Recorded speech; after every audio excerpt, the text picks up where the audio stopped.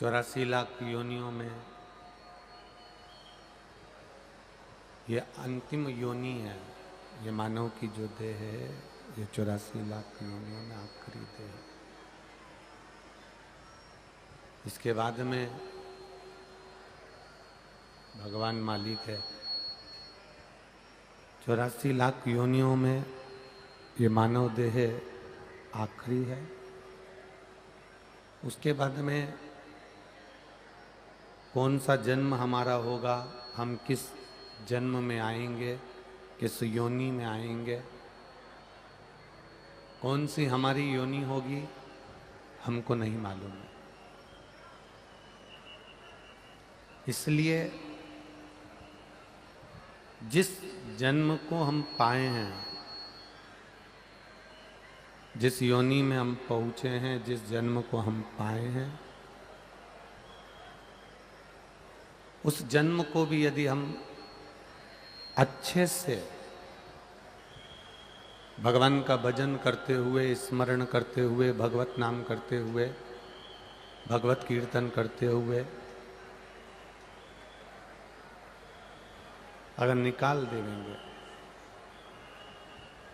तो ये निश्चित है भगवत स्मरण करते हुए हमने अगर अपने इस मानव देह के इस आवाज नहीं आ रही क्या?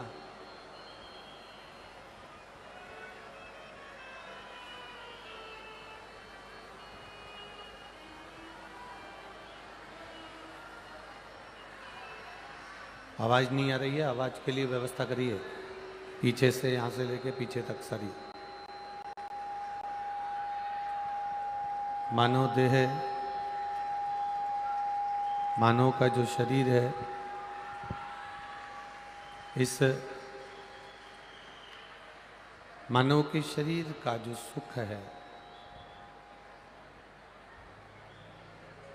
भगवत स्मरण में, भगवत भजन में,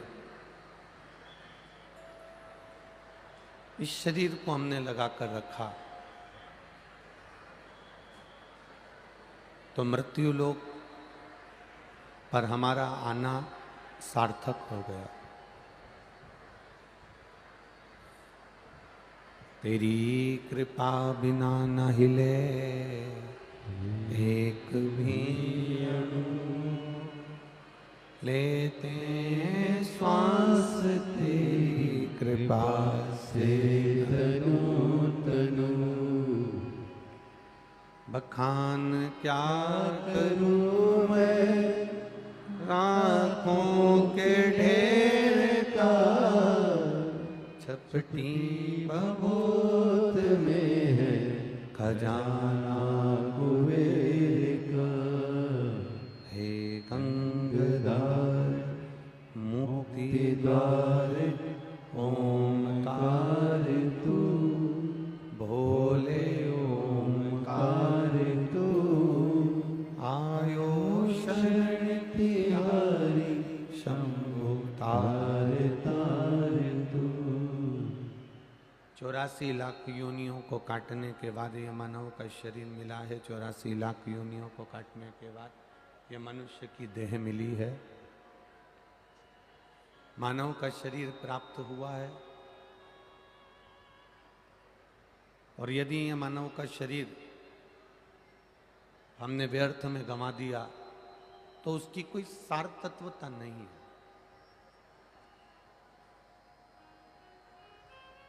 उसकी कोई मूलता नहीं है।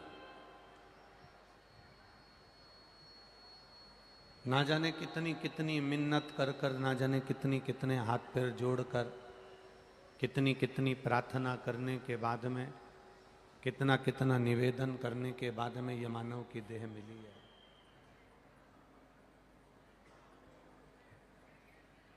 और इतनी प्रार्थना करने के बाद अगर ये मानव की देह मिली और इस मानव की देह को हमने व्यर्थ गमाया तो उसका कोई मूल तत्व नहीं।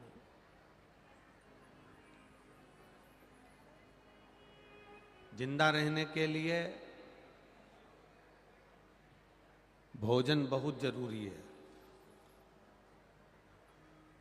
क्या जरूरी है? जम के बोलो जरा। भोजन। जिंदा रहने के लिए भोजन बहुत जरूरी है, पर भोजन से भी ज्यादा जरूरी है पानी। भोजन मिल जाए और पानी नहीं मिले तुम्हें पूरी 2 साल, तो तुम जिंदा रह सकते हो क्या? नहीं। जिंदा रहने के लिए भोजन जरूरी है, पर भोजन से ज्यादा जरूरी है पानी। और पानी से ज्यादा जरूरी है वायु। क्या जरूरी है? वायु। पानी मिल जाए और हवा नहीं मिले, ऑक्सीजन नहीं मिले, हवा नहीं मिले, वायु श्वास को नहीं मिले, तो वो व्यर्थ। भोजन, जिंदा रहने के लिए भोजन बहुत जरूरी है, पर भोजन से ज्यादा जरूरी है पानी, और पानी से ज्यादा जरूरी है वायु, और वायु से भी ज्यादा जरूरी है हमारी आयु। क्या जरूरी है? हमारी आयु। वायु चल भी रही है, बड़ा बंगला भी बन गया है, गाड़ी भी घर में आ गई है, बहू भी आ गई है, बच्चे भी आ गए हैं, पोता पोती भी हो गए, पूरे गाड़ी बंगला सामान साज दुकान व्यापार नौकरी सर्विस सब कुछ हो गए। इस व्यासपीठ ने देखा है, कई बार इस व्यासपीठ ने ऐसा देखा कि किसी ने डॉक्टर की पढ़ाई करी, खूब डॉक्टर की पढ़ाई कर कर खूब पैसा खर्च करने के बाद वो डॉक्टर बन भी गया। किसी ने कलेक्टर की पढ़ाई करी, वो कलेक्टर बन भी गया। किसी ने मिनिस्टर के लिए बहुत मेहनत करी, वो मिनिस्टर बन भी गया। कोई मंत्री संतरी कलंतरी आदि आदिक जो बनना चाहिए था वो अपने स्थान पर बन गया। कोई एसडीएम, कोई कुछ कोई कुछ कोई कुछ बन गया। कितना रुपया खर्च करा, कितना पैसा खर्च करा, कितनी मेहनत करी, तब जाकर वो डॉक्टर बना। और मालूम पड़े उसको खुद नहीं मालूम कि मेरी आयु कितनी है। और मालूम पड़े पढ़ता पढ़ता इंजीनियर बन गया, डॉक्टर बन गया, कलेक्टर बन गया, एसडीएम बन गया, एसपी बन गया, मंत्री बन गया, पद उन्नति तो कर ली, पर उसको खुद ये मालूम नहीं है कि मेरी आयु कितनी है। जीने के लिए भोजन बहुत जरूरी है, पर भोजन से ज्यादा पानी जरूरी है, पानी से ज्यादा वायु जरूरी है, और वायु से ज्यादा आयु जरूरी है।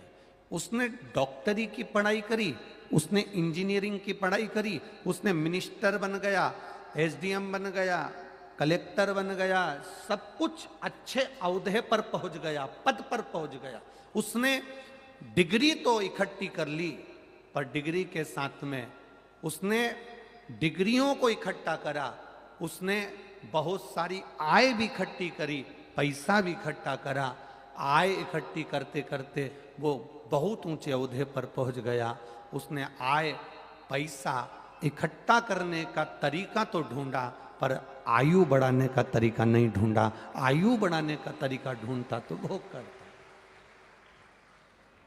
अब डॉक्टर के पद पर बैठ गया और मालूम पड़े प्राण छूट गए, कलेक्टर के पद पर बैठ गए और प्राण छूट गए। इतना पढ़ा, इतने ओहदे पर पहुंचा, इतनी ऊंची उन्नति करी उसने, इतना इतना उसने प्रचार करा, इतना इतना सुख भोगा, इतना इतना आनंद भोगा, और इतने ऊंचे पद पर पहुंचने के बाद उसके प्राण छूट गए। तो उसने मेहनत तो करी। आय जोड़ने का साधन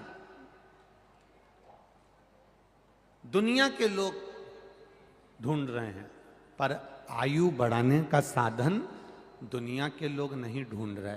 केवल एक शिव महापुराण की कथा ऐसी है जो तुमसे कहती है कि शंकर जी के मंदिर में जाकर 1 लोटा जल चढ़ाना। क्यों चढ़ाना? पैसा आएगा घर में, पैसा आएगा तो उसको भोगने के लिए शरीर भी तो अच्छा रहना चाहिए। इसलिए जब जल चढ़ाएंगे तो धन भी बढ़ेगा और हमारी आयु भी बढ़ेगी, दोनों बढ़ेगा। धन भी बढ़ रहा है और हमारी आयु भी बढ़ रही है। बोल बम का नारा है। हम दुकान पर बैठकर आय बढ़ा रहे हैं, हम नौकरी ढूंढ कर आय बढ़ा रहे हैं, हम सर्विस ढूंढ कर आय बढ़ा रहे हैं, हम आय बढ़ाने का साधन तो कर रहे हैं, पर आयु बढ़ाने का साधन कैसे करें? अब मालूम पड़े तुम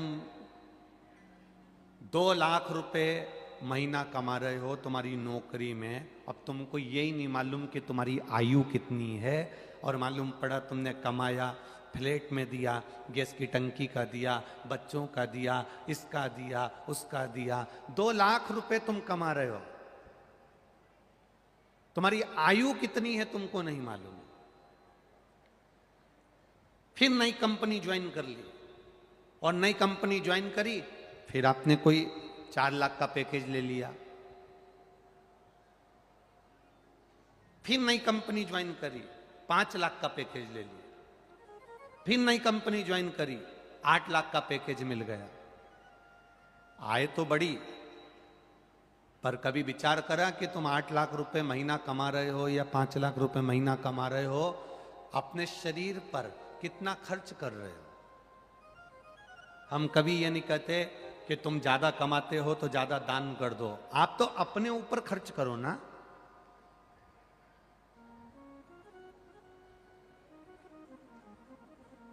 दुकान पर बैठे हो,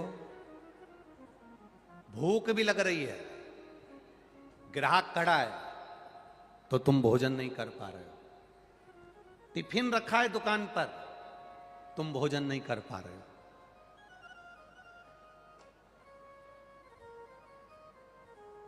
पत्नी फोन लगाकर बोल रही है, सुनो 1 बज रही है, कहां हो, खाना खाने आओ ना, भोजन करने आओ। पति कहता आज ग्राहकी बहुत है, आज मेहमान बहुत आ गए, ग्राहक बहुत आ गए, आज समय नहीं मिल रहा, समय नहीं है मेरे पास में, आज समय नहीं मिल रहा। सुबह 8 बजे से लेकर रात को 9-9, 10-10 बजे तक मॉल खोल कर बैठे हो, दुकान खोल कर बैठे हो, ऑफिस खोल कर बैठे हो, मेहनत लगे हो करने में, तो अपने शरीर को क्या दिया तुमने? शरीर को क्या दिया? बीपी की बीमारी। शरीर को क्या दिया? शुगर की बीमारी। शरीर को क्या दिया? थायराइड की बीमारी। शरीर को क्या दिया? जोड़ों का दर्द। शरीर को क्या दिया? डिप्रेशन। शरीर को क्या दिया? आंखों पर चश्मा। शरीर को क्या दिया? कानों में मशीन। शरीर को क्या दिया? मुख में दांत भी नकली। शरीर को क्या दे रहे हो?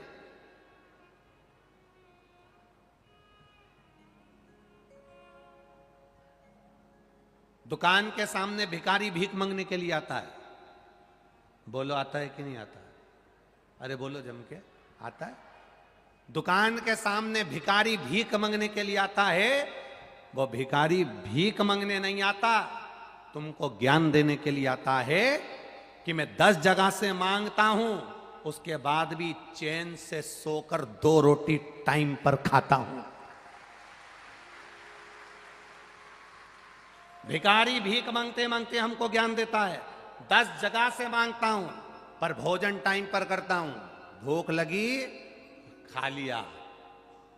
तुम मालिक होने के बाद भी, सेठ होने के बाद भी टिफिन टेबल पर रखा है, पत्नी फोन लगा रही है, नौकर समय पर भोजन करने चले जाता है, 1 बजे, सर मेरे को तो खाना खाने जाना है, सर मुझे भूख लग रही है, नौकर चले जाता है, और तुम सेठ होकर भी भिखारी से बदतर होकर बैठे रहते हो खाने के लिए।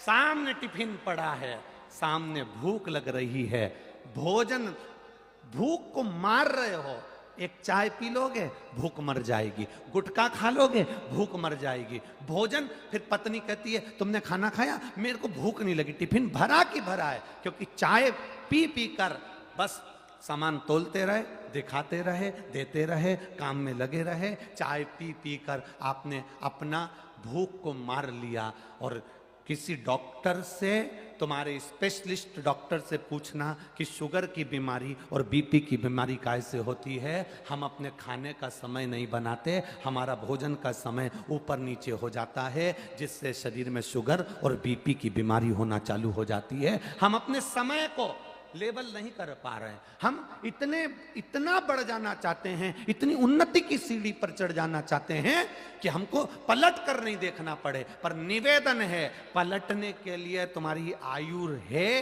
कि नहीं है ये तुम्हें नहीं मालूम है। इसलिए निवेदन है, रोज ऐसी जिंदगी जीना जैसा एक राजा जीता है। खूब फुल एंजॉय से जीवन जिए, फुल एंजॉय।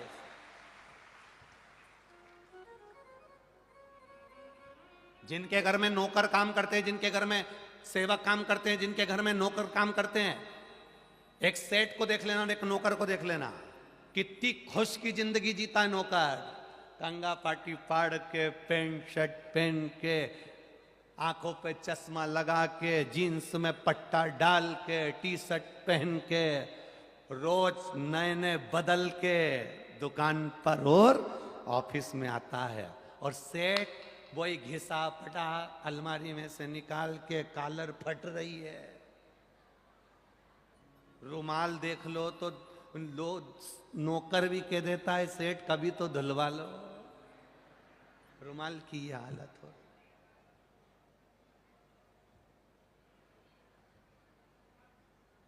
सेठ जी गए, नौकर ने डब्बे में से सामान निकालकर बादाम काजू पिस्ता खा लिया और खुद सेठ दुकान पर बैठा है, 2 बादाम नहीं खा पाता है।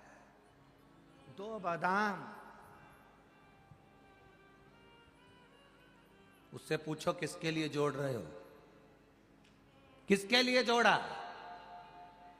पत्नी और बच्चों के लिए? किसके लिए जोड़ा? यहां शिव पुराण कहती है, पूत सपूत तो की धन संचय और पूत कपूत तो की धन संचय। बेटा सपूत होगा 4 चांद लगा लेगा, और बेटा कपूत होगा कितना भी छोड़कर चले जाना वो सब नाश कर देगा। आप अपनी जिंदगी क्या जी रहे हो? सास जब देखो जब एक रोना रोती रहती है। घर की बुजुर्ग मां, घर की सास अपनी जिंदगी में एक रोना रोती रहती है, हमने बहुत दुख झेला, हमने हमारी जिंदगी में बहुत दुख झेला। तो बहू के सामने ये रोना काहे को रोना? बहू के सामने बार बार ये बात क्यों कहना कि हमने बहुत दुख झेला? तुम चाहती हो कि तुम्हारी बहू दुख झेले? हमने बहुत दुख झेला। सास से निवेदन है, बहू के सामने कभी मत कहो कि हमने बहुत दुख झेला। अब जो अच्छा समय चल रहा है ना, खूब बेहतरीन डेंटिंग पेंटिंग करके खा पी अपनी जिंदगी जी। बार बार काय को रोना रोना, बहुत दुख झेला। अब गया समय, उसको क्यों याद करना? क्यों याद करना? कोई 50,000 रुपए खाकर भग गया, 25,000 रुपए खाकर भग गया, जिंदगी भर उसका रोना रोते रहोगे क्या? 50,000 रुपए ले गया मेरे, 25,000 रुपए ले गया मेरे, 50,000 रुपए। ना ना ना ना, अब तुम ऐसी मेहनत करो कि 4 गुना पैसा कमाओ, और भगवान से प्रार्थना भी करो कि मुझे इतना देते रहना, अगर कहीं का खाके भी भग जाए तो मेरे दिमाग में ना आ जा, इतना दे मुझको साईं, इतना दीजिए जामे कुटुंब समाए, मैं भी भूखा ना रहूं और साधु भूखा ना। बार बार वही रोना रोना की बहुत तकलीफ में जिंदगी निकली। अब तो अच्छी निकल रही है ना, अब तो 2 रोटी अच्छी मिल रही है ना, तो बेहतरीन चने की दाल को गलाओ, उबालो, पीसो, शक्कर मिलाओ। अब तुम बोल दो, केवल पुरणपोली नहीं, आमठी, अकेली पुरणपोली, और केवल आमठी नहीं, कटोरी में घी, और फिर तर बतर जोरदार, और तर बतर कर कर फिर खाओ। अब जो गया दुख का दिन, बहुत देखा देखा देखा, कब तक कहोगे? गया। कल कोई पूछ रहा था, गुरुजी महाराष्ट्र वालों का प्रिय भोजन, पूरण पोली है। हम आपसे पूछना चाहते हैं क्यों है। अब हमने कहा हम तो महाराष्ट्र के नहीं हैं, पर इतना जरूर है कि महाराष्ट्र में पूरण पोली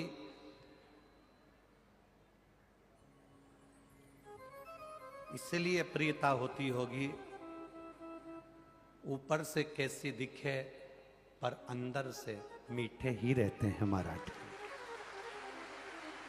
कैसे दिखे, उसकी प्रियता, उसकी मिठास पूर्ण हो। अपनी जिंदगी को सही जियो। कई कई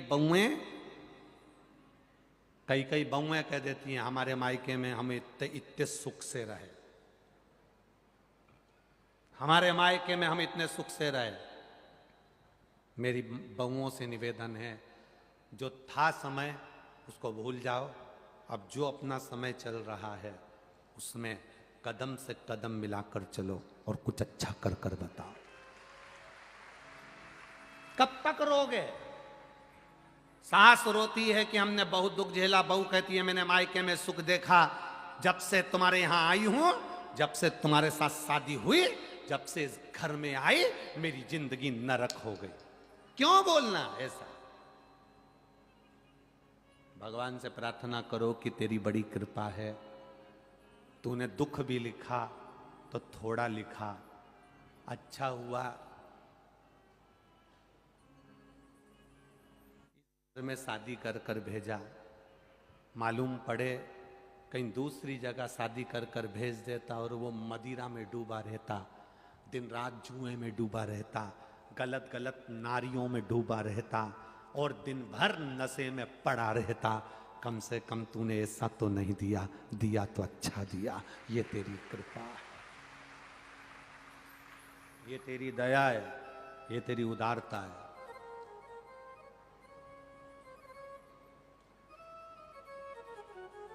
जो मिला है उसमें अपने सुख का स्मरण करिए। वो एक फिल्म बनी थी, उस फिल्म में वो माता जी की चोटी ऐसी थी, उसका गाना था भला है बुरा है मेरा पति मेरा। जो मिला है भगवान को धन्यवाद देते रहना। इतना अच्छा घर दिया, इतनी अच्छी सास दी, इतनी अच्छी ननंद दी, इतना अच्छा परिवार दिया। किसी भिखारी के घर में मुझे नहीं भेजा, जो मेरा पेट भर सकता है, 2 रोटी खिला सकता है, उसके साथ भेजा। अच्छा देखो ना तुम अच्छा देखोगे नहीं तो अच्छा मिलेगा कैसे? अपनी आयु बढ़ाने का कार्य करिए। अपनी उम्र कैसे बढ़े, अपनी आयु कैसे बढ़ाई जाए, वो तरीका ढूंढना है हमको। और उसका केवल एक तरीका है अपनी उम्र को बढ़ाने का, अपनी आयु को बढ़ाने का। एक तरीका शिव महापुराण की कथा कहती है, शंकर जी को जल चढ़ाओ तो धन भी बढ़ेगा और आयु भी बढ़ेगी। दोनों बढ़ रहे हैं और दोनों बढ़ेंगे तो सुख का अनुभव हो। दोनों बढ़े। शिव कथा कह रही है।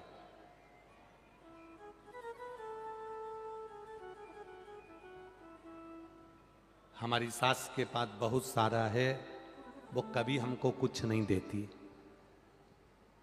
हमारे ससुर जी के पास में बहुत सारा है, वो हमको कभी कुछ नहीं देते। जब देखो जब वो ननंद को दे देती हैं, बड़े भैया को दे दे, छोटे भैया को दे दे, मंजले को दे दे, संजले को दे दे, वो हमको नहीं देते हैं। हमारी सास के पास बहुत सारा है, वो हमको कभी कुछ नहीं देती है। कभी अंदाजा लगाना, तुम्हारी सास के पास बहुत सारा है, वो तुमको कभी नहीं देती है।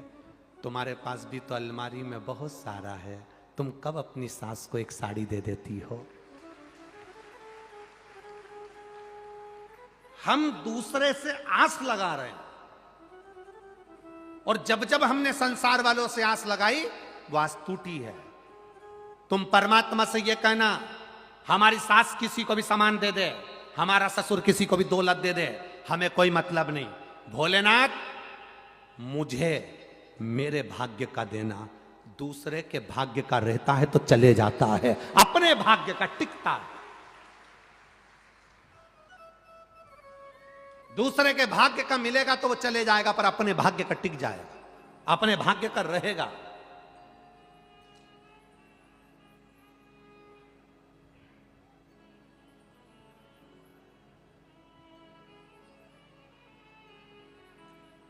एक दूसरे की गाड़ी में बैठकर छत्रपति संभाजी नगर आना और एक अपनी गाड़ी में बैठकर आना, दोनों में अंतर है। दूसरे की गाड़ी में छत्रपति संभाजी नगर आओगे ना तो बार बार तुम्हें स्मरण में आएगा, धीरे चलाओ, दूसरे की है। स्पीड ब्रेकर पर देख के चलाओ, दूसरे की है। जरा सी कहीं कुछ हो जाए, मैं मांग के लेके आया था, दूसरे की है। और एक अगर अपनी गाड़ी होती ना, थोड़ा बहुत डचका मचका भी लग जाता, कूद भी जाती, कोई टेंशन नहीं। अपना धन, अपने भाग्य का धन अपना होता है, फिर कहीं पर भी कूद जाओ पता ही नहीं पड़ेगा। दूसरे के भाग्य का धन इकट्ठा करोगे, दूसरे की दौलत एकत्रित करोगे, दूसरे के भाग्य का धन इकट्ठा करोगे, चोरी का धन आ गया, चोरी का सामान आ गया, चोरी का ये आ गया, चोरी का वो आ गया, दूसरे को छल कर कर लिया है, किसी को दुख देकर लिया है, किसी को कष्ट देकर लिया है, तो वो सुख का अनुभव नहीं है हमारा, वो आनंद का अनुभव नहीं है हमारा। अपने खुद का।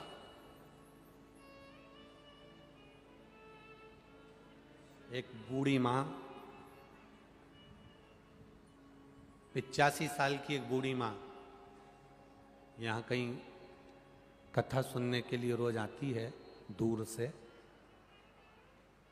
पाँव में चप्पल पहनकर नहीं आती, जूता पहनकर नहीं आती।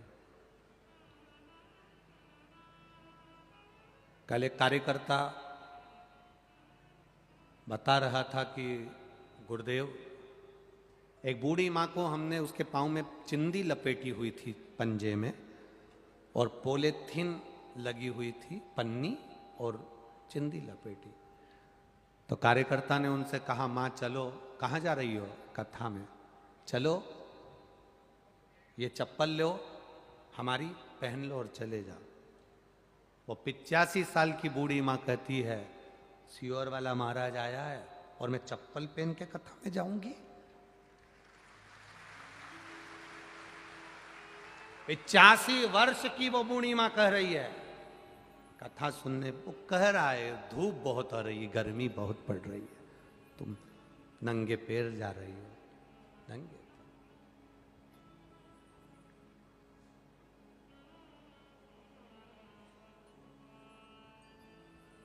प्रदीप जी जायसवाल विधायक जी को मैं धन्यवाद देना चाहूँगा कि आपके क्षेत्र के जो लोग हैं वो बड़े धर्मात्मा हैं, बड़े धर्म।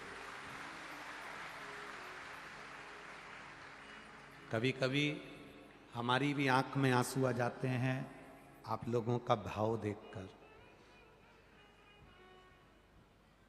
एक दो गांव की वीडियो किसी ने हमारे पास में भेजी, जिनके घर में कच्चे मकान हैं, घास के कबेलू के झोपड़े, और घर के बाहर 4-4 ईंट लगाकर उस पे लोग रोटी बना रहे हैं, और उनके साथ में कुछ लोग दाल बना रहे हैं, बेसन बना रहे हैं। हमको ऐसा लगा कि उनके घर में तो खुद भोजन इतना नहीं होगा, झोपड़ा ऐसा दिख रहा है, पर 5-5, 6-6 गांव की माताएं रोटी बनाकर, सब्जी बनाकर, जिस गाड़ी से कथा सुनने आ रही हैं उसमें स्टील के डब्बों में भर भर कर लाकर यहाँ लोगों को खिला रहे हैं।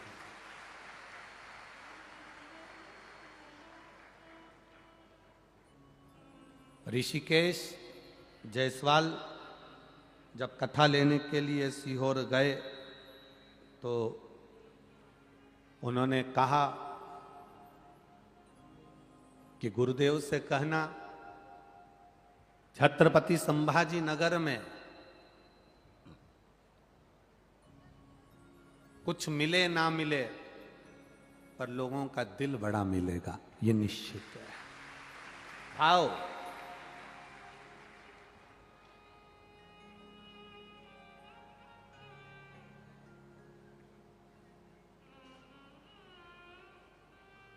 पानी की बोतल जिसकी कीमत बाजार में 10 रुपए, 15 रुपए, 20 रुपए होगी,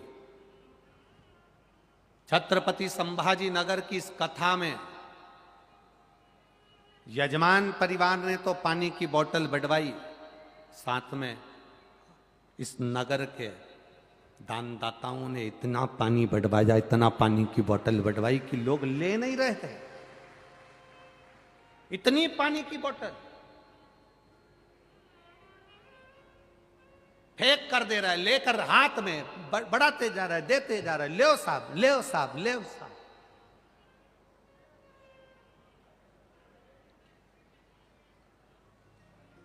कभी कभी बड़ा स्मरण आता है, बड़ा चित्तवृत्ति में आता है कि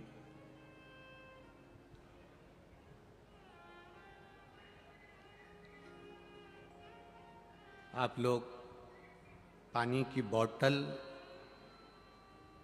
बोतल लोगों को बांटते रहे, और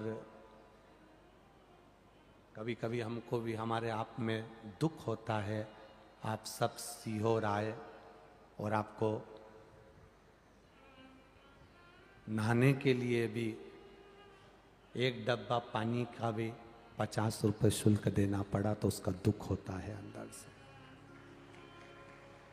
ये दुख रहता है, कभी कभी मन में सोचते हैं, अंदर से कचोटता है।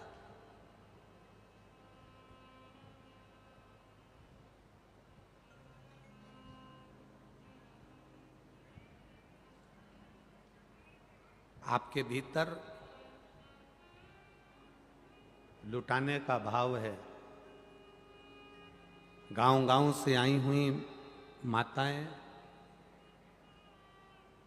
अपने साथ में पन्नियों में रोटियां भरकर और अचार लेकर आई, और जहां बैठती थी वहीं 25 लोगों को 2-2 रोटी और अचार बांटती रही।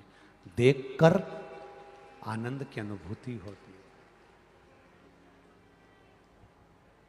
और मेरा निवेदन है, जहां भी शिव महापुराण की कथा हो,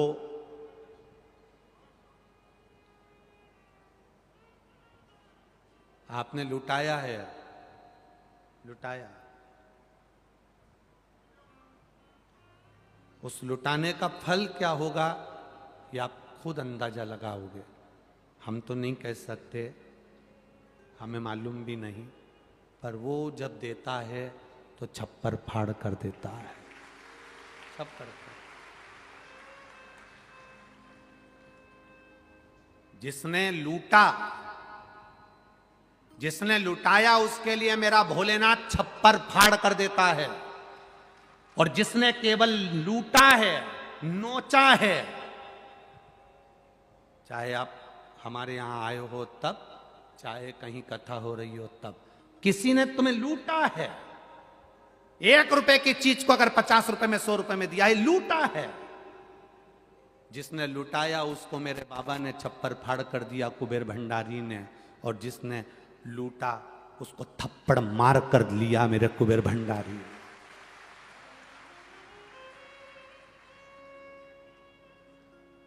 दोनों के लिए तैयार रहिए। आप लुटाए हो तो आपको दे रहा है, और आपने अगर लूटा है तो वो क्या करेगा वो जान सकता है। पर क्या उसका वर्णन।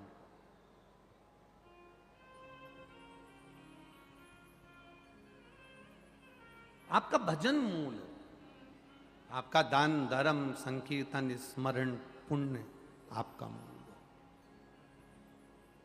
धन्य है मेरे छत्रपति संभाजी नगर के भक्त और आप सब आए हुए श्रोता भाई बहन। मैं आपके चरणों को नमन करता हूं, आपके विश्वास को नमन करता हूं, श्रद्धा को नमन है। आप सोशल मीडिया, पत्रकार बंधु, छत्रपति संभाजी नगर का एक एक अखबार, एक एक मीडिया, एक एक पत्रकार स्वयं संत एकनाथ जी की तरह है, एक एक पत्रकार संत तुकाराम की तरह है, संत नामदेव की तरह है, जिन्होंने अपनी कलम से इस कथा की अच्छाइयों को जनमानस तक पहुंचाया है। एक संत और एक पत्रकार बराबर का होता है। संत अपनी वाणी से अच्छाई को जनमानस तक पहुंचाता है और पत्रकार अपनी कलम से अच्छाई को जनमानस तक पहुंचाता है।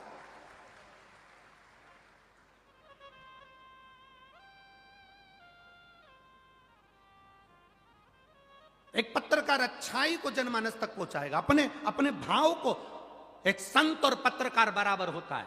संत अच्छाई को जनमानस तक अपनी वाणी से पहुंचाता है और पत्रकार अच्छाई को अपने कलम के माध्यम से पहुंचाता है, कलम के माध्यम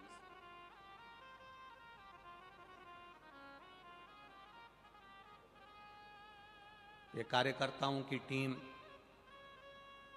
रसोई घर में 1 लाख से 1.25 लाख भक्त रोज भोजन करें, और रसोई घर में जब 1.25 लाख लोगों ने रोज का भोजन करा, रोटी सब्जी माताएं बनाने में जो लगी हैं, जिनके घर में खुद नौकरानियां लगी हैं, वो रसोई घर में रोटियां बेल कर लोगों को खिला रहे हैं। विश्वास के साथ, भरोसे के साथ, दृढ़ता के साथ।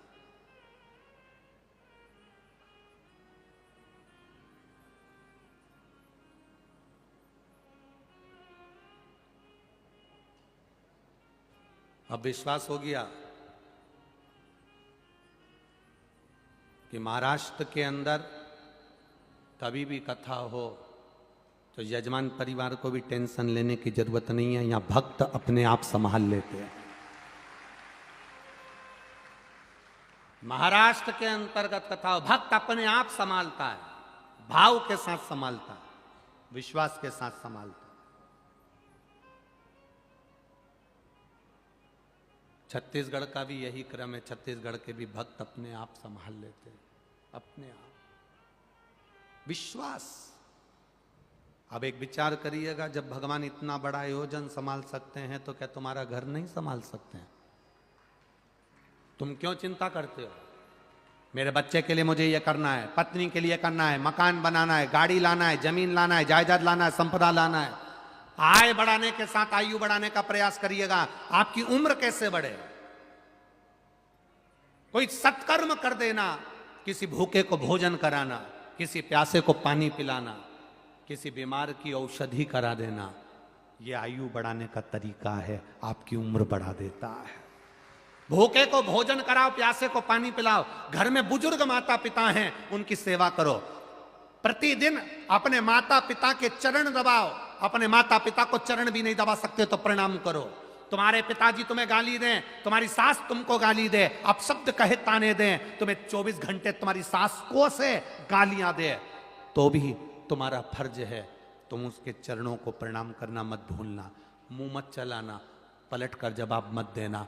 एक दिन उसने जो गालियां दी है ना, वो गालियां भी तुम्हें फलना चालू हो जाएगी, तुम्हारा नुकसान नहीं होगा। देन दो ना उसको। शिव महापुराण की कथा कहती है, जिसको ज्यादा गाली दी जाती है, जिसको अपशब्द किए जाते हैं, जिसको ताने दिए जाते हैं, जिसको आड़ा टेढ़ा बोला जाता है, जिसकी निंदा होती है, उन्नति की सीढ़ी पर वही चढ़ पाता है। जिसके लिए अपशब्द कहे जाते हैं, ताने दिए जाते हैं, आड़ा टेढ़ा बोला जाता है, कहे कहने वाला।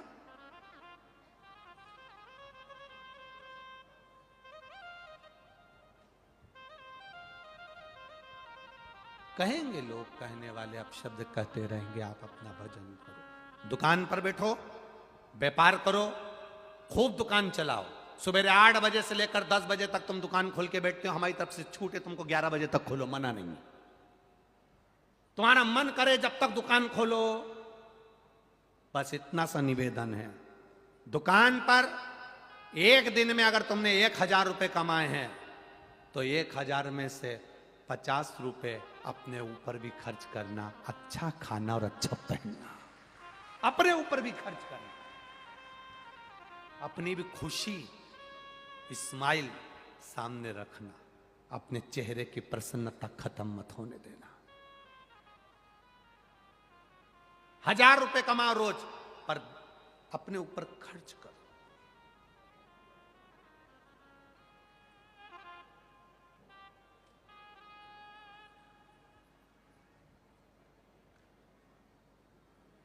अपने ऊपर खर्च।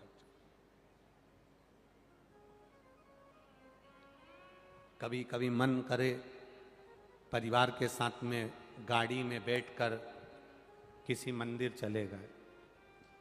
कभी मन करा परिवार के साथ कथा में चले गए, परिवार के साथ। कभी मन करा वृद्धाश्रम पहुंच गए। कभी मन करा ज्यादा कमाई हो गई, आज बूढ़ी मां के पास जाओ, अपने बूढ़े बाप के पास जाओ। इधर मां बाप नहीं है, तुम्हारी पत्नी के मां बाप हो तो उनके पास चले जाओ। तुम्हारी पत्नी के मां बाप भी नहीं है, बड़े भाभी के अगर मां बाप हो उनके यहां चले जाओ। उनके भी नहीं हो तो देवरानी के मां बाप हो, उनके पास चले जाओ। एक साड़ी भले वो 5 रुपए की, 50 रुपए की, 100 रुपए की हो, बूढ़ों को एक बार, जो अपने परिचित बूढ़े हैं, उनको उड़ा कर आना। उनकी आंख से जो आंसू झलकेंगे ना, वो आशीर्वाद के झलकेंगे और तुम्हारे कल्याण करने वाले झलकेंगे। बूढ़ों को, तुम्हारे माता पिता, तुम्हारे सास ससुर हैं, बुजुर्ग हैं, पहले उनका ध्यान दो। अगर मान लो उनको सब संतुष्टि है तो तुम्हारी पत्नी के अगर माँ बाप हैं और उनके भी सम्मान में तुम जा। हम ये नहीं कहेंगे कि उनका सम्मान बुजुर्ग मतलब बुजुर्ग, माता पिता मतलब माता पिता। चाहे तुम्हारे पति के माता पिता हो, चाहे पत्नी के माता पिता, चाहे तुम्हारे बड़े भाई के सास ससुर हो, चाहे तुम्हारे, आदर सबका होना चाहिए, सम्मान सबका होना चाहिए।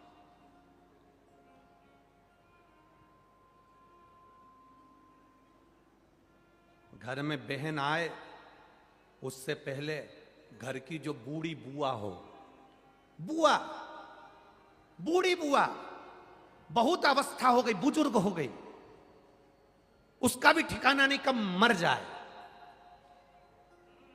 कब चली जाए। बुआ को फोन लगाकर कह दो, बुआ हफ्ते में 2 बार, 1 बार गाड़ी भेज दूं क्या बुआ? आ रही हो कि 2-4 दिन के लिए? आ जाओ। एक अंदाजा लगा कर रखना, नारी जितनी बूढ़ी होती चली जाती है उतनी घर से आसक्ति बढ़ती चली जाती है, उससे घर नहीं छूटता। अपना फोन पे बोलने में क्या जाता है? बुआ कब आ रही हो, गाड़ी भेज दूं क्या? बुआ खुद कह देगी, रे बच्चों के कारण फंसी हुई हूँ, परिवार देखूं कहाँ हूँ, शरीर से बने नहीं, जाना आना होए नहीं, तू तो रहने दे, कभी इधर से निकलो तो महरसा मिलते हुए चली जाना। पर अपना फर्ज है कि अपनी बुजुर्ग बुआ को, बहन बाद में, पहले बुआ, उसको कहो कब आ रही है बुआ। कथा हो रही है अपने गांव में, अपने नगर में। अब छत्रपति संभाजी नगर में तो आज पूरी हो जाएगी, भोपाल में 10 तारीख से 14 तारीख तक चालू हो जाएगी, तो भोपाल में रहने वाले भी अपने बुजुर्गों को कह सकते हैं, कब आ रही हो बुआ? भोपाल में शिव पुराण की कथा है, आ जाओ, 4-5 दिन रुकना होगा, आनंद लेंगे, कथा सुनेंगे, चले जाएंगे। वो बुजुर्ग भी खुश होकर अंदर से सोचेंगे, मेरा भतीजा भतीजी ने याद किया, मेरे भाई नहीं है पर मेरे भतीजा भतीजी ऐसे जोरदार मुझे याद करते, उसकी दुआ, उसका आशीर्वाद, और ये दुआ ही हमारी आयु को बढ़ाएगी। मार्कंडे जी के साथ हुआ क्या था? उम्र थी मात्र छोटी सी, कुछ अवस्था में मरना था। नारद जी ने एक ही बात कही, जो मिल जाए उसके पांव पड़ ले, जो मिल जाए उसका आशीर्वाद ले ले। मार्कंडे जी ने पांव पड़ना प्रारंभ करा, सबके आशीर्वाद ले, सबके आशीर्वाद। आशीर्वाद लेते लेते लेते लेते लेते लेते आशीर्वाद लेते लेते तुरंत मार्कंडे जी नारद जी के पास पहुंच गए। नारद जी ने आशीर्वाद दे दिया, आयुष्मान भव। जैसे ही नारद जी ने आशीर्वाद दिया तो नारद जी से मार्कंडे जी ने कहा, आपने आशीर्वाद दे दिया, मैं तो मर जाऊंगा, इतनी वर्ष की आयु में 5-7 साल में मेरा प्राण छूट जाएगा, और तुम मुझे आयुष्मान होने का आशीर्वाद दे रहा। नारद जी मन में सोचे, मुझे मालूम नहीं था ना कि तेरी उम्र कितनी है, यहाँ लिखा भी तो नहीं रहता कि ये 25 साल जिएगा, 5 साल जिएगा। अब नारद जी ने मन में सोचा, अपने माथे पर आ गया ये तो, आशीर्वाद मैंने दे दिया इसको आयुष्मान बहु होने का, अब करूं तो करूं क्या। नारद जी ने कहा, इसको दूसरे के माथे पटक देता हूं। और नारद जी उसका हाथ पकड़ कर ले गए। सामने इंद्र दिखा, इंद्र को देखा तो नारद जी ने तुरंत इससे कहा, ए मार्कंडे, सामने वो आ रहा है ना, उसको प्रणाम कर ले। नारद जी बोलकर हट गए और इसने जाकर उसको प्रणाम कर लिया। इसको नहीं मालूम कि इंद्र है और इंद्र को नहीं मालूम कि मार्कंडे। जैसे ही उसने साष्टांग दंडवत करा, इंद्र ने आशीर्वाद दे दिया, आयुष्मान भव। इतने में नारद जी इंद्र के पास आ गए। आपको मालूम है कौन है ये? मार्कंडे। बहुत छोटी सी उम्र है, 5-7 साल में मर जाएगा। ओरे राम, इंद्र कहे मैंने तो आशीर्वाद दिया आयुष्मान भव होने का। नारद जी बोलने लगे, तुम्हारा वचन अब झूठा जाएगा। इंद्र उस बच्चे का हाथ पकड़कर, अब तुम लेके जाओ इसको। इंद्र उस बच्चे का हाथ पकड़ कर ले गए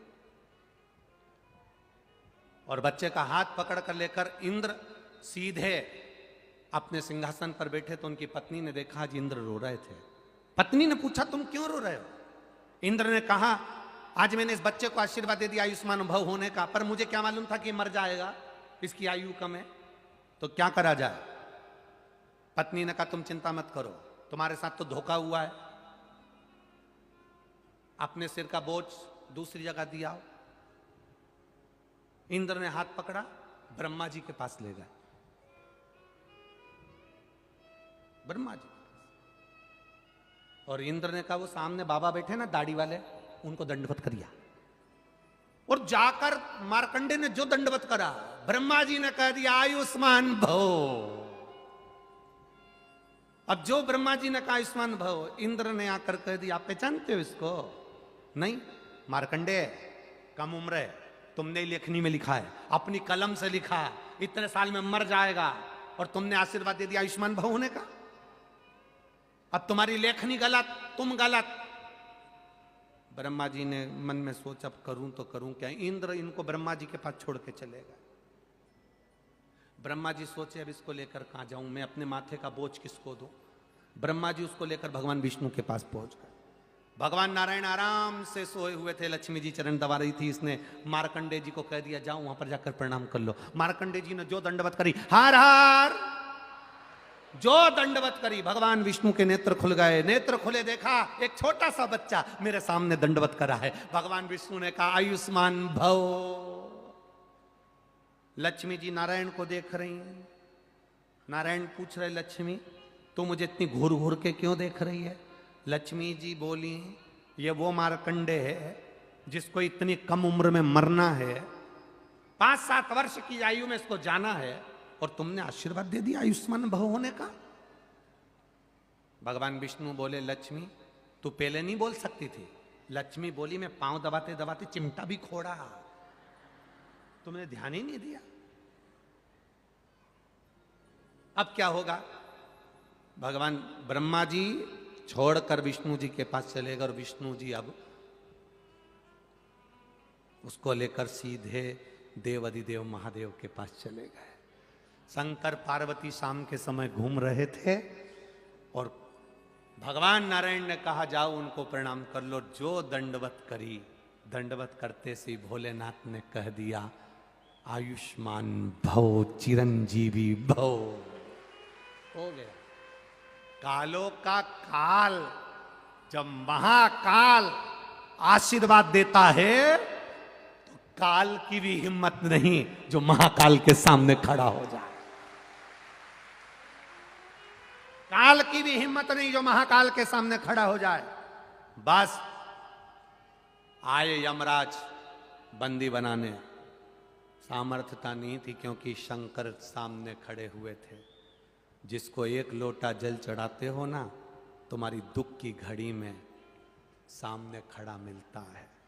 हॉस्पिटल में दवाई देने वाले मिलेंगे, हॉस्पिटल में तुम्हारे हॉस्पिटल का बिल देने वाले मिलेंगे, हॉस्पिटल में डॉक्टर, नर्स, सिस्टर, मशीनें, दवाई, भोजन सब मिलेंगे, पर हॉस्पिटल में उम्र देने वाला केवल एक होगा। तुम्हारा चढ़ाया गया एक लोटा जल तुम्हारी उम्र बढ़ा रहा होगा। एक पत्र आया है, जिस पत्र में श्रीमती सुनीता लक्ष्मणराव पाटिल, नादरपुरकर, छत्रपति संभाजी नगर, महाराष्ट्र। एरिया का नाम सही बोला ना? नादरपुरकर, यही है ना? अरे बोलो तो जम के। हाँ, श्रीमती सुनीता लक्ष्मणराव पाटिल, कहीं बैठी हो तो हाथ हिला सकती हैं, कहीं बैठी हो तो हाथ हिला सकती हैं। श्रीमती सुनीता लक्ष्मणराव पाटिल, नादरपुरकर, छत्रपति संभाजी नगर, महाराष्ट्र। गुरुदेव, भोले बाबा की लीला का मैं क्या वर्णन करूं। हमारी शादी को 23 साल हो गए थे गुरुदेव। कितने साल? जम के बोलो जरा। 23 वर्ष। हमारी शादी को 23 साल हो गए गुरुदेव, मगर कोई संतान प्राप्ति नहीं हुई थी। 23 साल शादी के हो गए पर कोई संतान की प्राप्ति नहीं हुई गुरुदेव। हमारी शादी को 23 साल हुए मगर कोई संतान प्राप्ति नहीं हुई थी। टीवी पर आपकी कथा सुनते हैं और एक लोटा जल भोले बाबा को चढ़ाते हैं। उसके साथ मैंने पशुपतिनाथ का तीसरा व्रत किया। जिस दिन आप संभाजी नगर में आए, उसी दिन हमारे घर में बाबा की कृपा से 23 साल बाद संतान की प्राप्ति हुई। ये शिव कृपा। 23 वर्ष के बाद।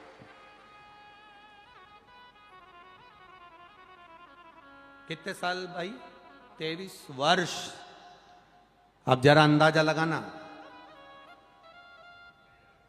23 साल में कोई सोच सकता है कि हमारे यहां औलाद हो जाएगी? अब बोलो, माताएं बैठी इतनी, इनको तो स्मरण में होगा, भाई लोगों को स्मरण में होगा। 23 साल में किसको अंदाजा कि 23 साल बाद भी औलाद हो जाएगी? आस छोड़ दी, विश्वास छोड़ दिया, सब कुछ छोड़ दिया, पर टीवी पर कथा सुनी और विश्वास जागा। विश्वास जागा तो पशुपति व्रत किया, एक लोटा जल देवाधिदेव महादेव को चढ़ाना प्रारंभ किया। जो दुनिया में कोई नहीं दे सकता वो मेरा काल अधिपति देता है, कुबेर भंडारी देता है। जो दुनिया में कोई नहीं दे सकता वो कुबेरेश्वर महादेव देता है, महाकाल राजा देता है, कृष्णेश्वर देता है। दुनिया के लोग कहते हैं गुरुजी आप कथा करने के लिए आते हो, इतने लोग कथा सुनने आते हैं, आप कहते हो कथा सुनकर जाओगे, बाबा झोली भर कर देगा, अगला पत्र अगली कथा में आपके मिलेंगे। आप इतना विश्वास से कैसे कह सकते हो? आप इतनी विश्वास से कैसे कह देते हो? हमारा कहना है कथा करने हम नहीं आते, ये शिव पुराण लेकर हम नहीं आते। हम तो ये जानते हैं जब सीहोर से चलते हैं तो मेरा कुबेरेश्वर महादेव साथ चलता है और वो लुटा कर जाता है। मेरा कुबेर भंडारी, मेरा महाकाल राजा, मेरा कृष्णेश्वर, मेरा नागेश्वर, मेरा सोमनाथ, मेरा विश्वनाथ लुटाने वाला वो है। हम तो निमित्त, केवल निमित्त है कथा के, केवल।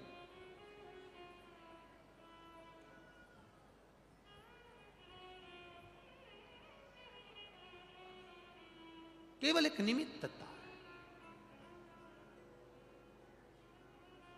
आपका विश्वास, आपका भरोसा आपको परमात्मा के करीब लेकर जाता है, करीब। मंथन किया गया और उस मंथन में विष निकला। उस विष को देवताओं ने भगवान महादेव को दिया और महादेव ने वो विष पिया, नीलकंठधारी कहला।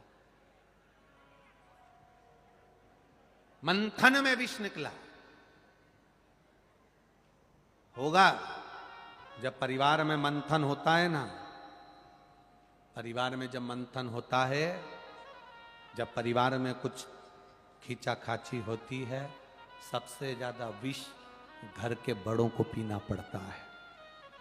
जैसे महादेव ने विष पिया था, वैसे घर का जो बड़ा होता है विष उसको पीना पड़ता है मंथन में। जब परिवार में खींचातानी हो, परिवार में कहीं ना कहीं तानाकसी होती है, घर का जो बड़ा होता है, घर का जो बुजुर्ग होता है, घर का जो वयो होता है, बस सबसे ज्यादा सुनना उसी को पड़ता है।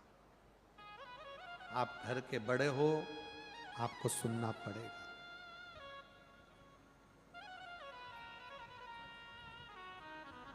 विष निकला। पार्वती जी ने कहा इसको मत पियो, ये जहर है, जहर जहर। शंकर भगवान कहते हैं ये देवता पिएंगे तो वो बर्बाद हो जाएंगे, पृथ्वी पर गिरेगा तो बर्बाद हो जाएंगे, जलचर थलचर वायुचर जीव सब मर जाएंगे, इसलिए मुझे पीना जरूरी है। इस विष को मैं पीता हूं। शिव जी ने अपने हाथ में हलाहल वो विष लिया, पिया।